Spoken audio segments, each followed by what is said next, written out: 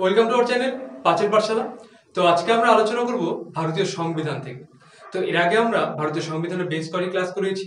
তো সেই ভিডিওগুলি তোমরা যারা দেখোনি, যারা আজকে চ্যানেলে একদমই নতুন, যারা অবশ্যই আমাদের চ্যানেলকে সাবস্ক্রাইব করে পাশে থাকা বেল আইকনটিকে প্রেস করে রাখবে চ্যানেলের সমস্ত নতুন আপডেট সবার আগে পাওয়ার জন্য। তো আজকে কিন্তু আমরা আলোচনা করব গণপরিষদের যে অধিবেশনগুলো হয়েছিল সেই অধিবেশনগুলো সম্পর্কে, যার ইংরেজি নাম season of the constituent assembly সম্পর্কে। তো এর আগে আমরা গণপরিষদের ক্লাস বিস্তারিতভাবে করিয়েছি। তোমরা যারা সেই ভিডিওটি দেখোনি, সেটা চ্যানেলের প্লেলিস্টে গিয়ে ভিডিওটি দেখতে পারো, কিংবা এই ভিডিও শেষেও কিন্তু সেই সম্পর্কে বা সেই লিঙ্ক দেওয়া থাকবে, সেখান থেকেও তোমরা ভিডিওটি দেখে নিতে পারো। সেই ভিডিওটি যদি তোমরা দেখে নাও, তাহলে আজকের ক্লাসটি অনেক বেশি পরিমাণ কাজে লাগবে। তো চলো শুরু করি গণপরিষদের অধিবেশনগুলি। দেখো, প্রথম অধিবেশন সময়কাল ছিল 1946 সালের 9 ডিসেম্বর থেকে 23 ডিসেম্বর পর্যন্ত। ঠিক আছে। সভাপতিত্ব করেছিলেন ডক্টর সচিদানন্দ সিনহা। ঠিক আছে। তিনি কিন্তু কি অস্থায়ী সভাপতি রূপে কিন্তু সভাপতিত্ব করেছিলেন। কে? এই সচিদানন্দ সিনহা। আমরা যখন গণপরিষদ পড়েছিলাম তখন তোমরা কিন্তু হয়তো শুনেছিলে বা নোটস করেছিলে, যারা ক্লাস করেছো, যে সচিদানন্দ সিনহা কিন্তু সবচেয়ে প্রবীণতম সদস্য কিন্তু ছিলেন গণপরিষদের, তাই তো? আচ্ছা, দেখো, প্রথম সভায় যোগদান করেন 207 জন সদস্য। ঠিক আছে। আমাদের গণপরিষদের সদস্য সংখ্যা কতজন ছিল? 389 জন ছিল, তাই তো? এবার 207 জন কি এই 389 জনের মধ্যে? দেখি পরের লাইনে কি বলা আছে। এই অধিবেশনে মুসলিম লীগের সদস্যরা অংশগ্রহণ করেনি। মুসলিম লীগের সদস্যরা অংশগ্রহণ করেনি, সেই জন্য কতজন? 299 জন। 299 এর মধ্যে কিন্তু 207 জন সেই সভায় কিন্তু কি অংশগ্রহণ করেছিল বা যোগদান করেছিল, তাই তো? দেখো, 1946 সালে 11 ডিসেম্বর রাজেন্দ্র প্রসাদ গণপরিষদের স্থায়ী সভাপতি রূপে নির্বাচিত হন। তাহলে আমরা দেখলাম অস্থায়ী সভাপতি রূপে গণপরিষদের প্রথম সভা কে সভাপতিত্ব করেছিল সচিদানন্দ সিনহা, কিন্তু সেই প্রথম অধিবেশনে কিন্তু স্থায়ী সভাপতি রূপে নির্বাচিত হন কে?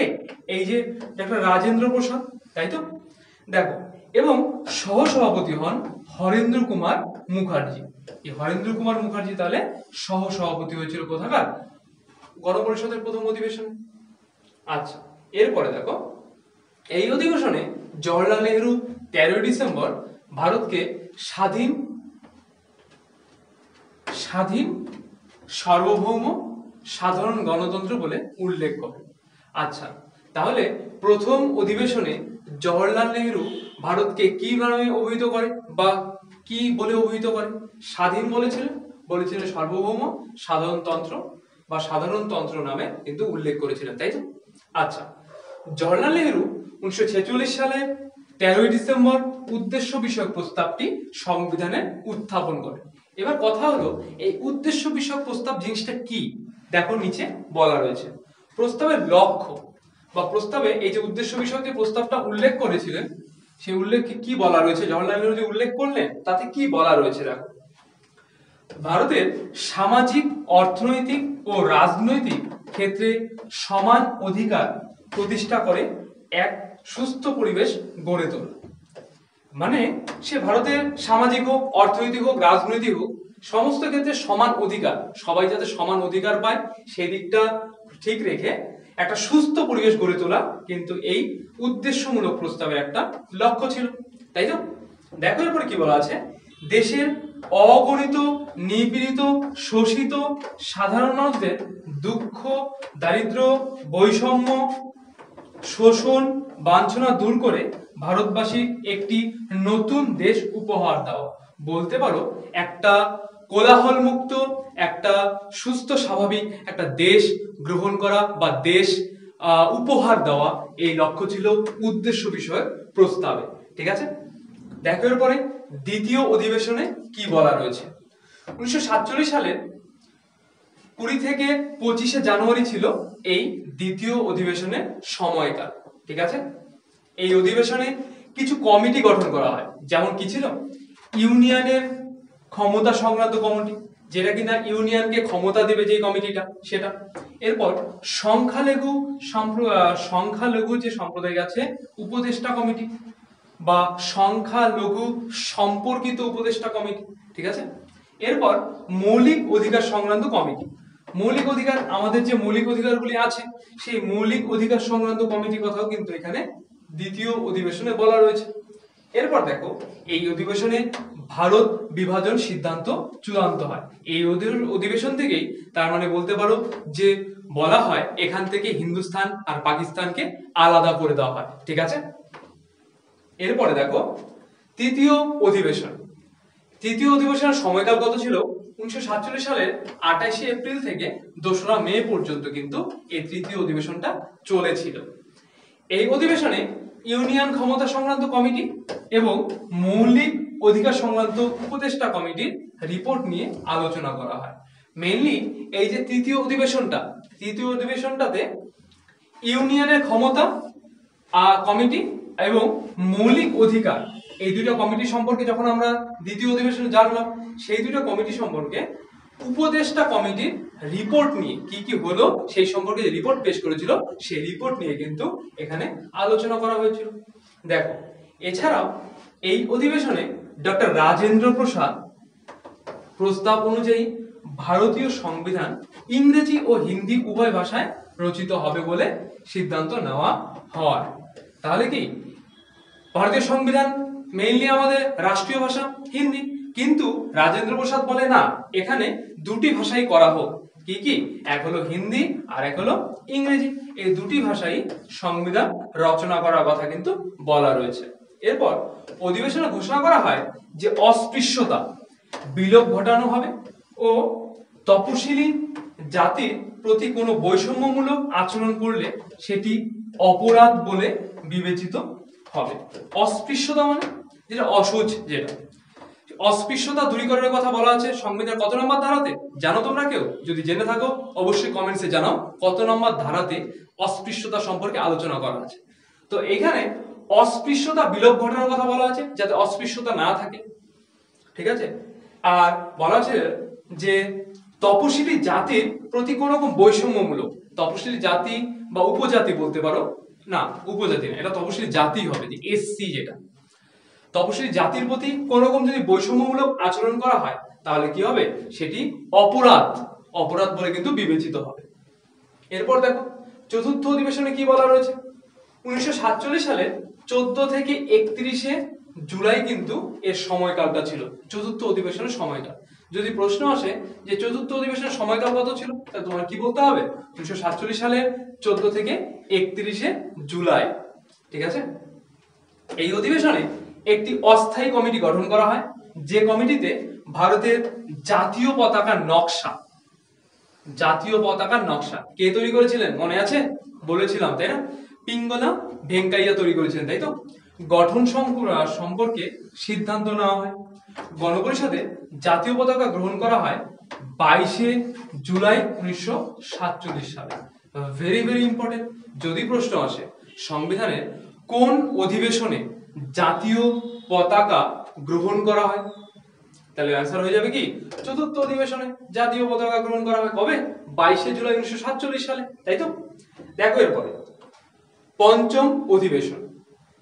দেখো পঞ্চম অধিবেশনে কি বলা রয়েছে। 1947 সালে 14 থেকে 30 আগস্ট কিন্তু এই পঞ্চম অধিবেশনের সময়কালটা ছিল, তাই তো। লর্ড মাউন্টব্যাটেনকে স্বাধীন ভারতের প্রথম গভর্নর জেনারেল হিসেবে নিযুক্ত করা হয়।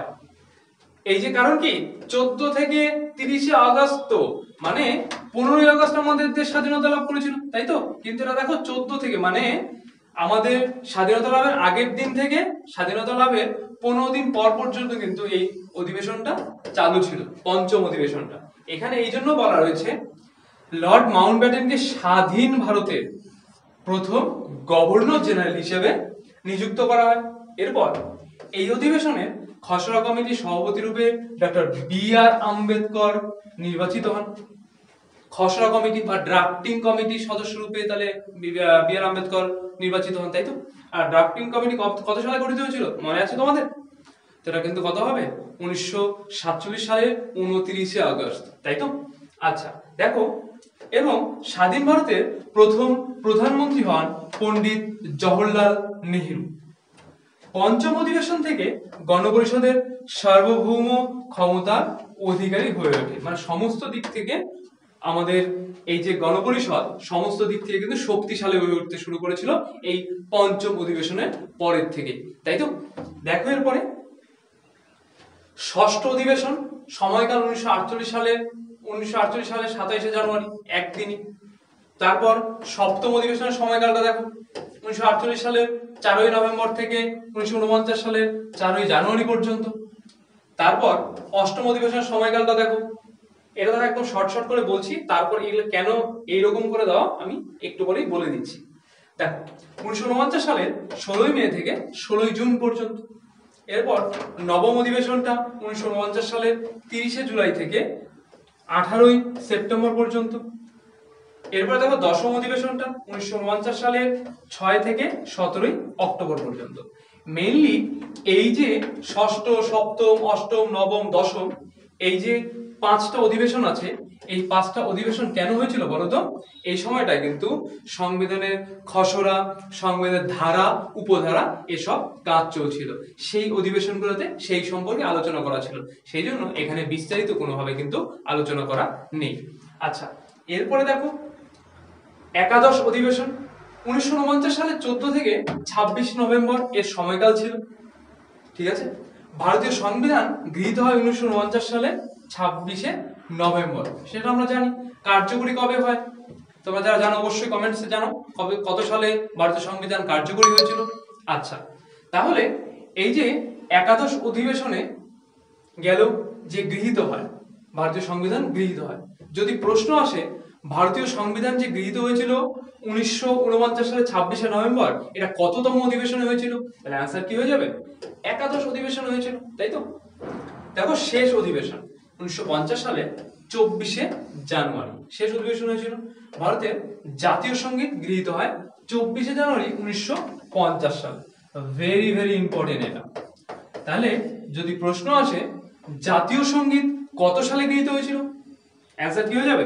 24শে জানুয়ারি 1950 সালে।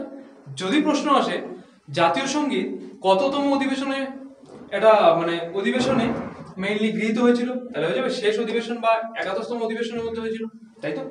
আচ্ছা গণপরিষদে শেষ বৈঠক, ভারতীয় সংবিধান 395টি ধারা, 8টি তফসিল, 22টি অংশ সহ সকলের দ্বারা স্বাক্ষরিত এবং গৃহীত হয়েছিল। তাহলে বুঝতে পারলে সেই সময়টায় যবে গণপরিষদের শেষ বৈঠকে 395টি ধারা ছিল, যখন যদিও এখন অনেকটাই বেড়ে গেছে, তাই না? 395টি ধারা, 8টি তফসিল এবং 22টি অংশ সহ সেখানে কিন্তু সকলের দ্বারা স্বাক্ষরিত হয়, এবং সেদিন থেকে কিন্তু কি আমাদের গণপরিষদ আস্তে আস্তে এই সেই ধারাগুলোর উপর কাজ করতে থাকে। তো এই গেল আমাদের ভারতীয় সংবিধানের গণপরিষদের অধিবেশন সমূহ। তো আজকের ভিডিওটি এই পর্যন্তই। তোমাদের ভিডিওটি কেমন লাগলো অবশ্যই কমেন্টসে জানাবে।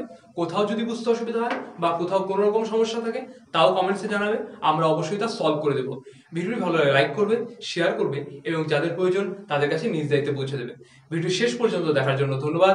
দেখা হচ্ছে আগামী নতুন কোনো ভিডিওতে।